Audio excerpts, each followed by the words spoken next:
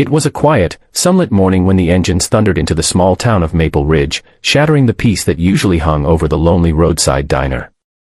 The rumble grew louder until the windows trembled, and every head turned as a group of bikers pulled into the gravel lot, their black leather jackets reflecting the sharp light.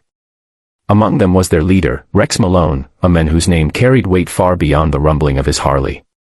His presence commanded silence.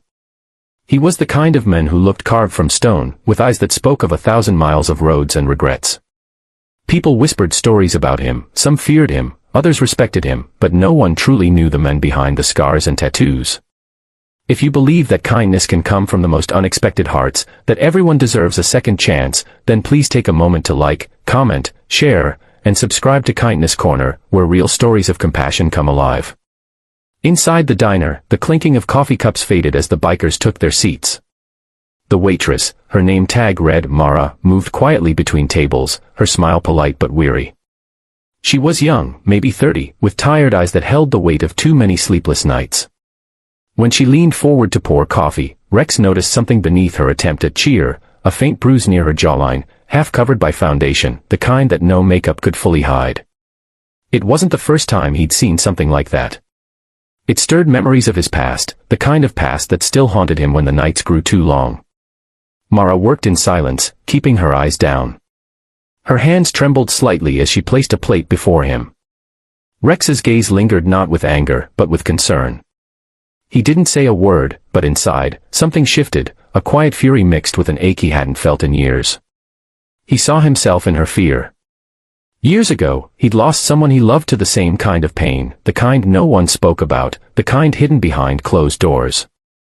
That memory had been buried under layers of roughness, but now, standing before this bruised waitress, it clawed its way back to the surface. Outside, the sky turned gray, and the wind began to pick up dust from the lot.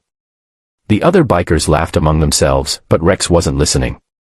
He watched as Mara slipped into the back kitchen, her shoulders slumped. He followed her with his eyes, noticing how she flinched when the manager barked an order from across the counter. The man was thick-set, with a mean look and eyes that burned with quiet cruelty. And in that moment, everything became clear to Rex. Hours later, when the lunch crowd thinned, Rex lingered alone at the counter, pretending to sip the last of his coffee. He watched the manager walk past Mara, bumping her shoulder hard enough to make her spill. She whispered an apology, but the man's response was sharp, venomous. Rex's jaw tightened. There was no mistaking it now, this wasn't just stress. It was fear. The kind that traps people in silence. That night, Rex couldn't shake the image of her bruises. He sat in his garage, the neon light flickering across rows of bikes, lost in thought. His brothers from the club came by, joking and loud, but he barely heard them. He kept thinking about how life had once given him a chance to help someone, and how he'd failed. He'd promised himself never again. The next morning, he made up his mind. When the sun rose, Mara came into work early, her hair tied back neatly, trying once more to hide the mark on her cheek. She was surprised to see the bikers' motorcycles already lined up outside, their chrome catching the morning light. Rex sat at the counter, waiting. When she approached, he asked softly if she was okay.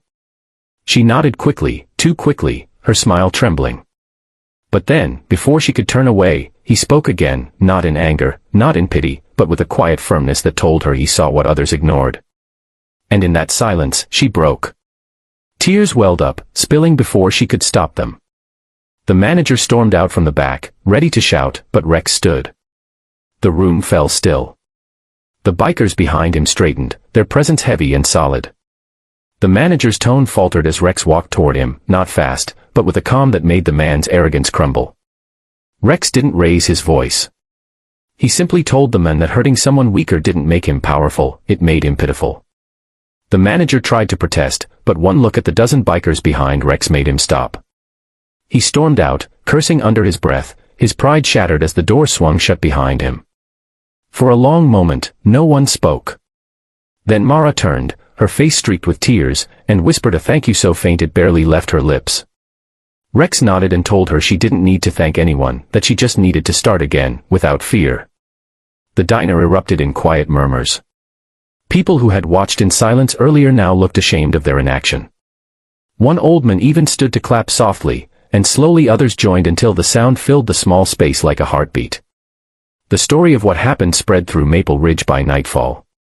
The men who had once been feared became a symbol of unexpected kindness. People began to see the bikers differently, less as outlaws and more as protectors. Mara left her job at the diner and found work at a small cafe across town, where the owner treated her with respect. Sometimes Rex would stop by for coffee, not as a savior, but as a friend checking in. Each time she smiled now, it reached her eyes. But the most surprising part wasn't what Rex did that day, it was how it changed him. For years, he'd lived behind walls built from guilt and loss. Helping her broke something open. It reminded him that even the toughest hearts could still heal others. His club brothers noticed the change too. They began organizing charity rides for women's shelters, food drives, and community work. What started as a single act of courage turned into a movement that softened an entire town's perception of them. One evening months later, as the sun set over Maple Ridge, Mara stood outside the diner, now under new management, and saw a familiar line of motorcycles pass by. The leader raised a hand as he rode past, a quiet acknowledgement, a bond formed not by words but by shared humanity. She smiled, her heart full, knowing that sometimes kindness doesn't come wrapped in gentle hands, it comes roaring in on two wheels, wearing leather, and a heart that has known pain. If this story touched your heart or reminded you that real strength lies in compassion, please don't forget to like, share, and subscribe to Kindness Corner, where we celebrate the goodness that still exists in this world. Before you go, comment below, do you believe even the toughest people can have the softest hearts? And as the last light faded behind the mountains, Maple Ridge remembered that day, not for the roar of engines, but for the silence that followed, when kindness finally spoke louder than fear.